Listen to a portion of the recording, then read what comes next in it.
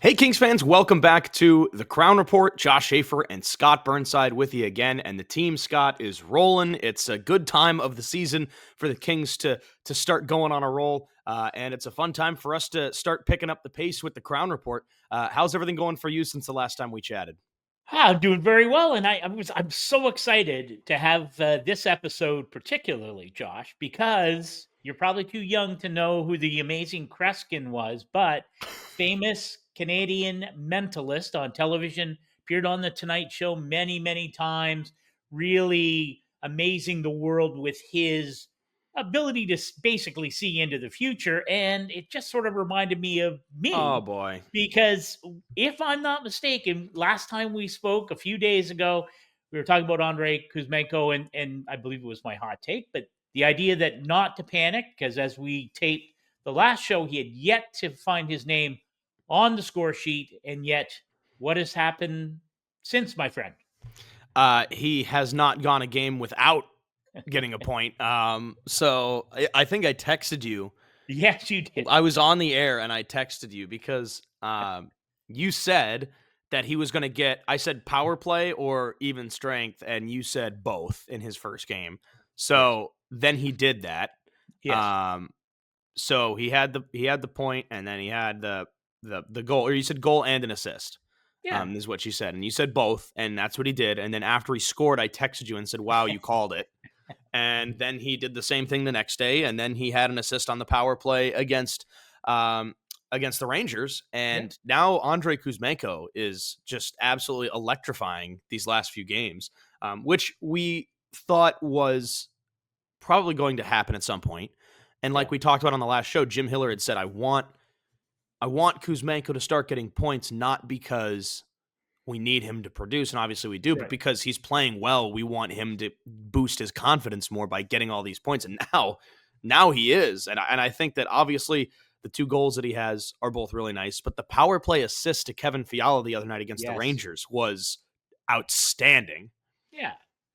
It's you know what, and it's been fun to watch, even from afar, and just not to spoil the surprise, but I will be joining the team for the stretch run in the playoffs starting at the end of next week. So I'm really looking forward to being on hand and watching in person as opposed to on television and things like that. But it just strikes me that the guys were so happy for Andrei Kuzmenko to see him break through and to see it's maybe a bit of a cliche, but to me, I always think of teams, really good teams, elite teams, and teams that have success are teams that really do care about each other. And it was clear that the rest of the guys in that room understood that it must have been weighing on Andrei Kuzmenko not to have any points since coming over from Philadelphia at the trade deadline.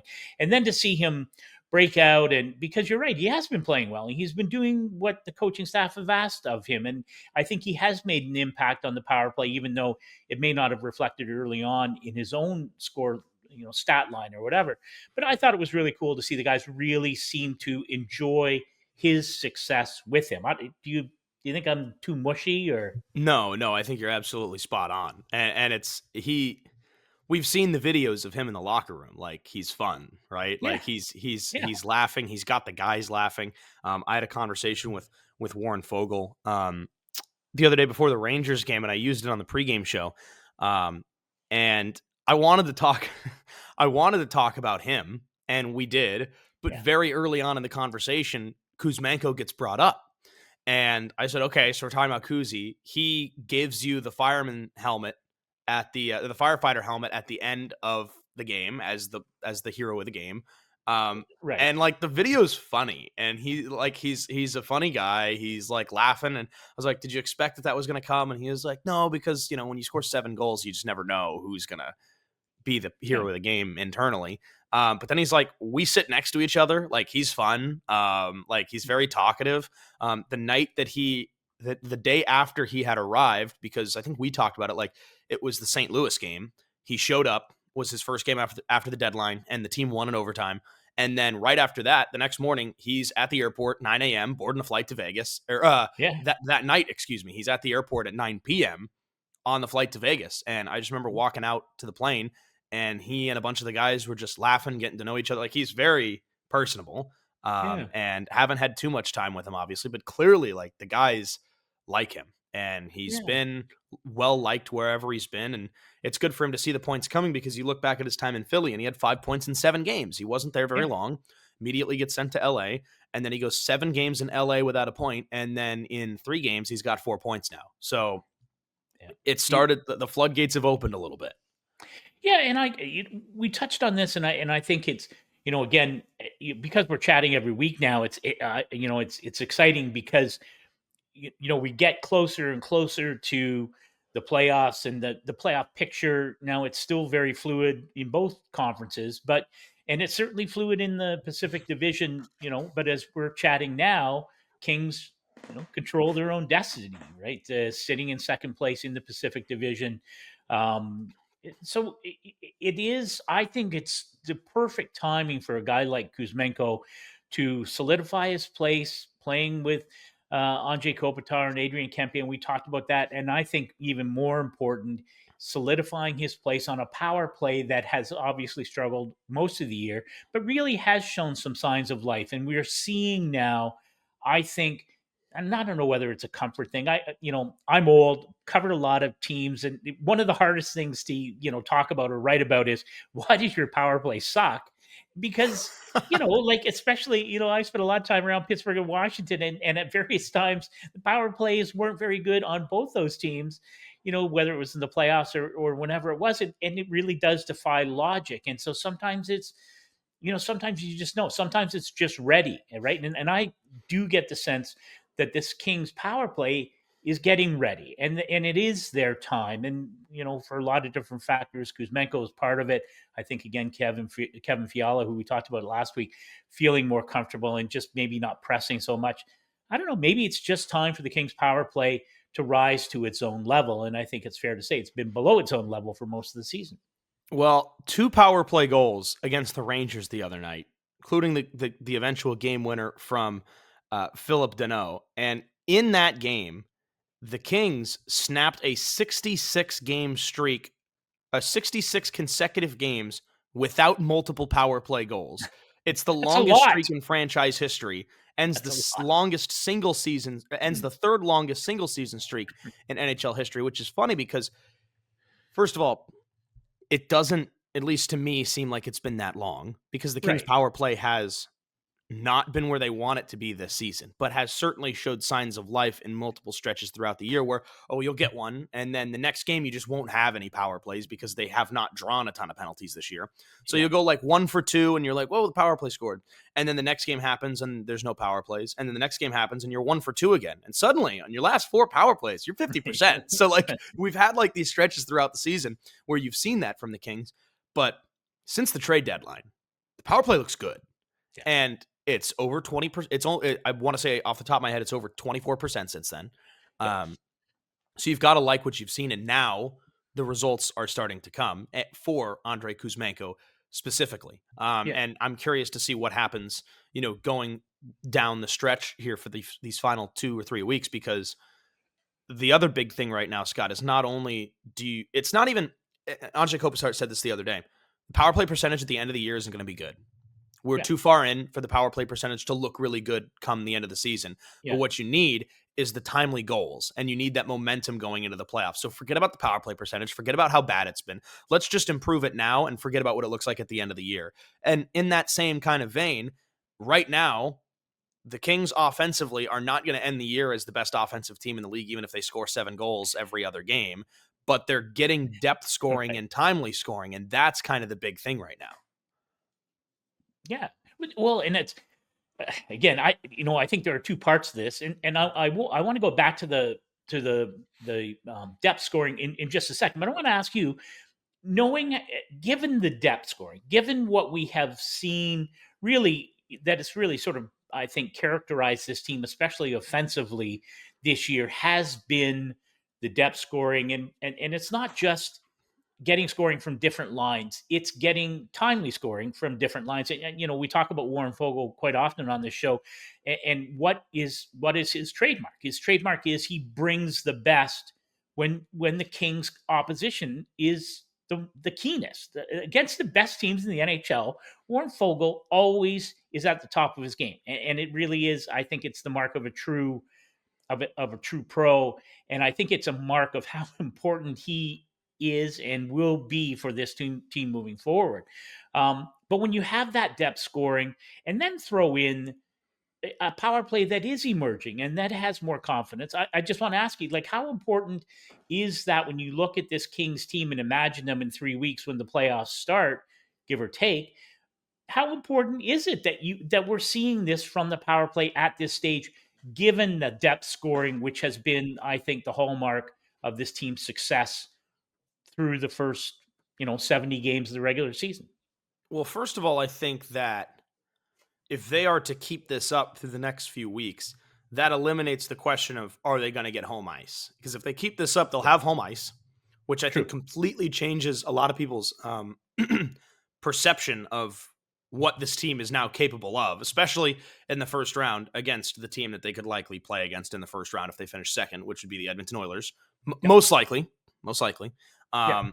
But I think that changes what that series looks like on paper going in if the Kings have home ice. On Yeah. top of that, I think you feel a lot more confident with the power play because certainly, especially from a fan perspective, every time you draw a penalty and you're going on the power play, you're like, oh, here we go. We're going on the power play. Like, what do we get? But like for most of this season, you kind of have that thought and then the power play starts and you're like, this ain't going the way we want it to. Yeah. But these last few weeks, you got to remember, like when the playoff starts, power plays they happen a little less often than when they do in the Surely. regular season. The Yes. games are a little bit tighter. They're a little bit lower scoring. So whenever you get those power plays, it's a massive opportunity in the game Yeah. and they mean a little bit more. And if the Kings have gotten to a point where the power play, whether it's scoring or not, looks better, but has timely scoring, then when you get that opportunity in the playoffs, it's huge. Because you look back at the last few years and like even last year in the playoffs, like Kings penalty kill was awesome. Playoff starts. And suddenly that is what ultimately I think came back to bite the Kings in the rear end in the first round was the penalty kill wasn't good. And it was the timely power play goals from Edmonton that took over the series, right? So Yeah. if the Kings can reverse things a little bit, forget about who they're playing. If the power play is at a point where you are overly confident going in with where your power play's at this point in the season, carrying that into the playoffs, regardless of where you finish, regardless of who you play, whether you have home ice or not, when power plays come in the postseason, I think you've got to be a lot more confident than where you were before. Yeah, and I totally, so much of it is, I really do believe there's a sort of a mental part of this that goes with, like a playoff series is a beautiful thing because it really is, it's this chess match that carries on for 4, 5, 6, 7 games, and how teams respond, react, how you respond to adversity, and I think you're absolutely right. When I think of watching the games against Edmonton last year, and when the Kings took penalties, there is this feeling, and whether the games were in LA or in Edmonton, if you're in Edmonton, there's a feeling of we're going to score, Yeah. and there is this sort of anticipation, the buzz, from the home crowd, and I think the inverse was true in some ways when you take a penalty playing against a team whose power play is so potent. I'm not meaning to compare the Oilers power play of last spring to what we're seeing from the Kings, but I think to your point, the potential to be damaged by an opposing team's power play has to weigh on a team. Do they play a little differently? Do they, you don't want to take penalties, so are you more cautious in how you defend? Like, I think there's a lot of mental aspect to this. And I think for a team that plays so well at 5-on-5 and is so hard to play against and to score against, if your power play is going, I don't think it can do anything but get in at least a little bit of the minds of your opposing team. Oh my God, we got no margin for error at 5-on-5, and we can't give this power play, the chance to bury us. And that will be, I think you're right. That'll be interesting to see over the next 3 weeks. Can you build this body of work and this body of confidence going into the first round? For me, these last couple of games, and the power play hasn't been perfect, right? It's No. been a lot better and it looks a lot better. For me, these last couple of games and the way that I foresee this going over the next couple of weeks is it's not going to be that same mindset that maybe Oilers had in the playoffs last year of you just drew a penalty, we're going to score. Like it's not, maybe it's not that. For me, it's, oh, the Kings just got a power play. Like here comes momentum. Yeah. because I think that changed the game. Because now, like, you look at the personnel that the Kings have had on the power play this year, and let's just throw Drew Doughty in there, even though he's only played 22 games or whatever it is. But Drew Yeah. Doughty, Andrei Kopitar, Kevin Fiala, and Adrian Kempe. Let's just say those four to start, because the fifth was kind of rotating. It was, at some one point it was Alex Laferriere and Byfield have been out there, like whatever. Let's just say it's Byfield those and four. Those four, you got to think, oh, Kings power play is probably pretty good if those four guys are out there. And they weren't yeah. really for most of the year. They were super inconsistent. But now you throw out Andrei Kuzmenko, who brings a different presence down low beneath the circle Absolutely. on the power play. So at some point, that's now a fifth completely different player that you have to worry about in a different position, which has now started to make the power play look a lot better. So if I'm an opponent, not only is that a fifth different player that now you have to keep an eye on, but at the same time, it's a guy that just brings energy. Like we said that last week, he just breathes Yeah. energy when he's on the ice. And when he does that on the power play, I think you've got to be confident that you can get some momentum going back in your favor. So we also have seen the team get really good goaltending as of late. Now, I said last week I thought that Darcy Kuemper was going to be the team's most important player down the stretch. And Look I at think you. we You played a see little Kreskin. a Little little bit. Kreskin. I don't know what Little that Kreskin. is, Scott. I'm going to be You're honest gonna with you. look I at don't You're gonna know look what it that. up. I can look it up right now. Yeah, no, I don't know what that is, but I believe you. I believe you. But I think it's almost kind of like we've got like a joint Scott take today, and for me, it's about time that I think we do mention Darcy Kuemper in the Vezina conversation before the end of the season. I think he should be a finalist from what we've seen so far and what we continue to see night after night from Darcy Kuemper. I think he's got to be a finalist for the Vezina. Yeah, I might have given Darcy short shrift when we talked a couple weeks ago about Team Canada, and I was looking ahead at what the management team might be thinking given Darcy Kuemper's extraordinary or exemplary play.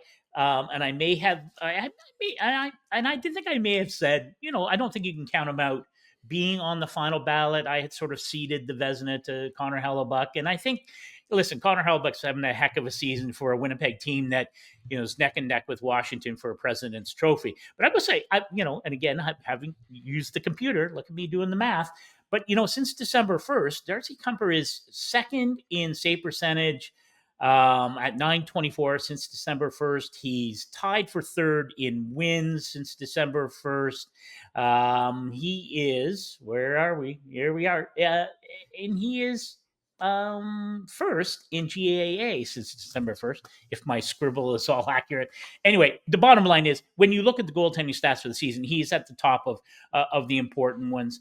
And since December 1st, he has been right there with Connor Hellebuck and Andrei Vasilevsky in Tampa and Shesterkin in New York.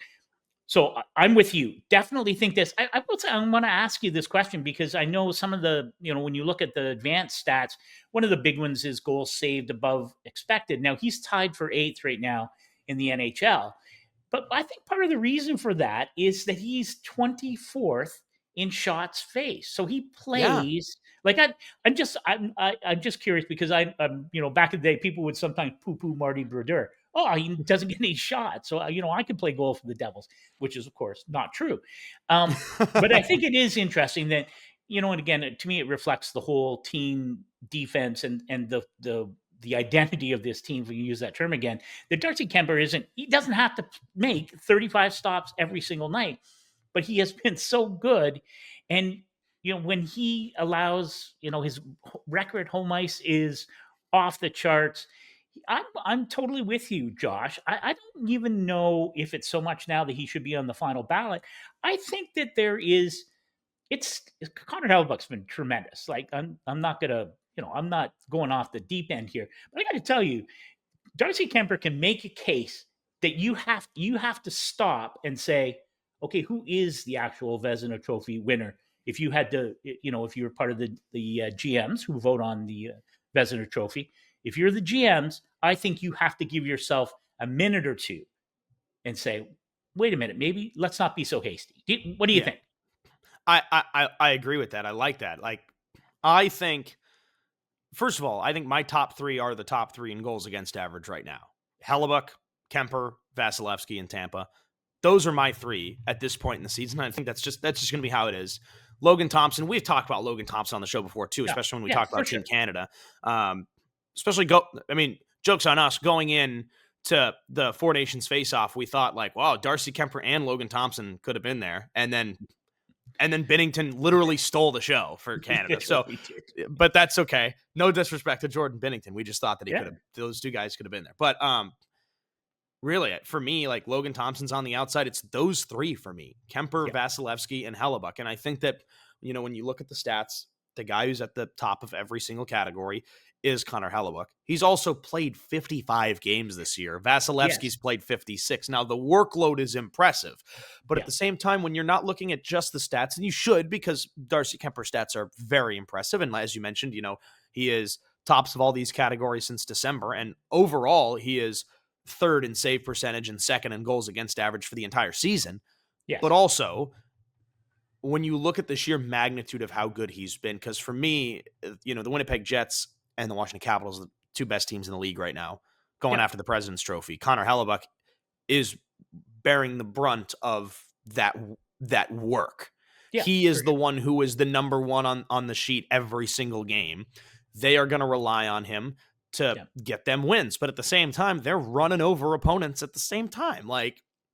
So for me, when you look at the impact that Darcy Kuemper's had and has battled a couple of injuries this year and has still played in 42 games, 42 starts, and he's 25, 9, and 7. He has what I can only imagine. I actually don't see this in front of me right now. What I can only imagine is the best home record in the league for goalies this year because he's been ridiculous.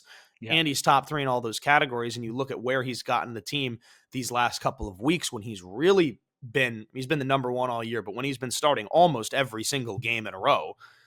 And you look at how good the team's been. For me, that's a guy who is the embodiment of the aspects that you want in a Vezina Trophy winner. So for me, the argument that I'm making is he absolutely is a finalist. I think you can go beyond that and say, if you pause and think about it for a moment, there is a legitimate case for him to not just be a finalist, but for him to win the award as well. Yeah, and I think again, if Darcy Kuemper says, if you said to him in November, hey, we're gonna, we'll likely have this conversation, the very end of March, the first part of April, I think he'd have taken that. Oh, that would be nice if that happened. And again, I think part of the workload will factor into it. That's not anyone's fault.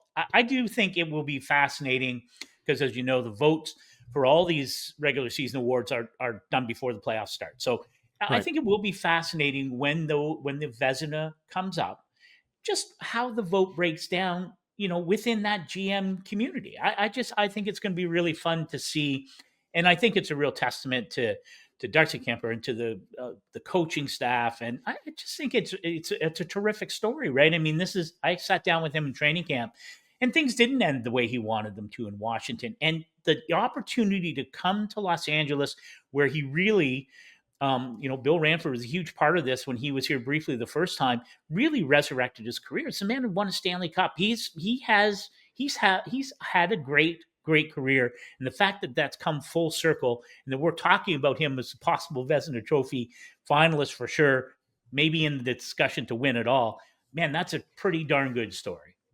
Yeah, and he's earned it so far, and we'll see how it ends up at the end of the season. Of course, we've still got a couple of weeks here as we're starting to close the book on the regular season. But lastly, Scott, before we head out, the playoff picture is still not clear. The wild card battles in both the Eastern and Western Conference are very tight, and they will most definitely come down to the final few games of the season.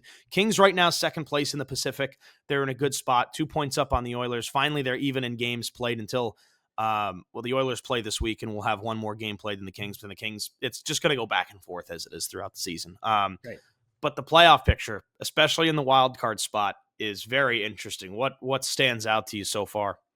Well, the East is that's a mess over there. In fact, if I was in charge of the league, I would just say, you know what, we're only going to have 6 playoff teams this year in the East. We're not going to do the wild card. With all due respect to Ottawa, we're not doing that. But anyway, no, it's sort of a turtle race over there, right? I mean, the Rangers lose again to the Kings, still right in the hunt. Anyway, it's not great. But I've been fascinated by the Western Conference wild card race because, and we touched on Jordan Binnington, the St. Louis Blues. I mean, they are absolutely on fire, and in fact, it's not inconceivable that they will jump over Minnesota and take the first wild card spot, which would drop the Wild into a first round matchup with Winnipeg lightly, and then if Vegas ends up first in the Pacific, then to Vegas and the Blues. The Blues are a team. I have to tell you that if you're Dallas and Vegas, and I know players say they don't look at the standing, I would think quietly, at least people in Vegas and Dallas are like, ooh, would be nice to avoid the Blues, right? They're playing with house money. Colton Parayko started to skate again. He was so good at Four Nations, just so important for that back end in St. Louis. And they're doing it without him right now. That's just a team, playing again with house money, right? They're sort of counted out of it and made a couple moves, and it just didn't look like it was going to be their year, which is sort of what happened in 2018-19 when they won the Stanley Cup, of course, beating Boston in 7 games in Boston. So the Blues are the team I'm watching right now, because they really do seem to be clicking on all cylinders. And I'll tell you, if you're a Kings fan, it must be nice not to be sweating that stuff, right? I mean, it is Yeah. nice, to play, again, you haven't won anything, you haven't accomplished anything. We're not counting anything done here, but to have put yourself in a position where really the narrative for this team down the stretch is secure home ice advantage because you're the best team in the NHL playing at home. It's pretty simple. And I think once you keep that focus pretty narrow, it is fun to look around the Western Conference. And I'm looking forward to seeing how the Kings fare against Colorado. And again, you start imagining who are the teams that have aspirations of playing long into May and into June. Well, it'd be fun to, that's what's going to be fun. I think, a couple games with Edmonton down the stretch, and those are going to be the fun things to watch as we prepare for the playoffs in April when it really begins for real. Yeah. Just to go back to what you said about the Blues real quick, at the time of recording, they've won 7 in a row and they're 8-1-1 in their last 10. And when Yeah. Parayko had gotten hurt in overtime against the Kings, Yeah. you thought, well, it was a good run. Like, they were playing well. That's tough. Yeah. Maybe next year. And then they just have continued to win games since that. They won 7 games since then. So it's just been ridiculous what they've accomplished so far, to get into the position that they're in, and not really any signs of slowing down for them. And I think you're right. They could hop over Minnesota, because a couple of weeks ago, once we first started seeing the Kings really start going here, catching up, they had the first time they had pulled even with Edmonton, kind of had that thought of, could the Kings catch Vegas? Yeah. Could they? Yes. Are they? I don't know. Vegas has played one more game, but also Kings have been so good against the Knights this year, and they're not going to play again. So, and Vegas has some game, like they've got Edmonton, they've got a few tough games, but then they've got teams like Chicago and Nashville back to back, and like those are games that they should win. But you never know. But you kind of had that thought of like, man, could the Kings play Minnesota in the first round? And now I'm thinking, I don't think Minnesota's going to be in that spot in the first round. Spot. Yeah. I think St. Louis is in a good spot. They've played more games, but St. Louis is absolutely rolling. But I don't know. It's going to be interesting. The East is very, very muddied. Like, you have the Red Wings, who are in 6th place in the wild card race, but they're only 3 points out of the wild card spot. So it's very muddied. Yeah. Personal, like it. Listen, I think it's great Montreal get crushed the night before you and I are taping this. So, but they play, and they seem to find ways to claw and scratch and get points. So, it would be great. I'm a big fan of Marty St. Louis, and, we've known each other a long time. And, I think they're ahead of their time, probably in Montreal, but boy, they have some great young players there. That's a very exciting time for Montreal. And, who wouldn't love to see Columbus get a playoff spot after all that happened to that team throughout this year, and to keep hanging in and, sort of on an emotional level, and then to me, the Rangers are a team, even though they continue to, fritter away opportunities. It's a team that won the President's Trophy a year ago. If they sneak into that second wild card spot, they would almost inevitably play Washington. I don't know. Anyway, it is going to be interesting, but there's a lot of slogging around in the Eastern Conference. A little bit different in the West. 5 teams are separated by just 3 points in total. Yeah. So, and that's the team that's in the final wild card spot, and the team that is now 4 places away from that final wild card spot. They're all separated by just 3 points. So it'll be interesting. I'm sure it'll come down to the final day of the regular season in the East, just like it did last year. And for the Kings, even on games played with the Oilers and 2 points ahead, they're in second place. They're in a good spot, but again, just see what they can keep doing. They've won 9 of their last 10 games and 4 in a row at the time of recording.